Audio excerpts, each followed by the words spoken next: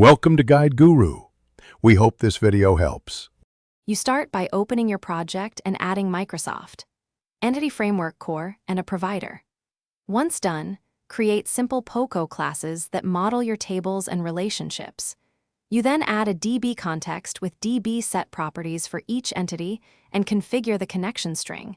Make sure to choose on configuring for quick demos or register the context in DI for apps. This gets you an actionable code-first scaffold and prepares migrations and data access without touching the database yet. You next generate migrations to translate your models into SQL, run the migration command, and examine the generated files. Once created, inspect up and down methods so you understand the schema changes and tweak column types or constraints if required.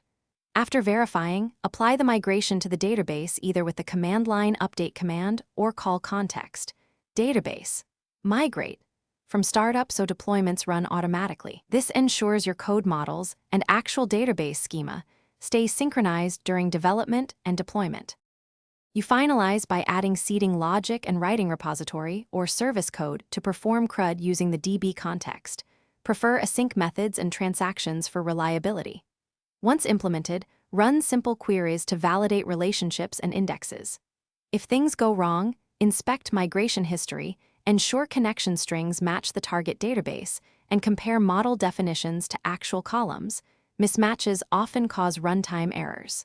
Finally, incrementally add migrations for model changes and document breaking changes, so Thanks for watching. Consider subscribing if we helped you today.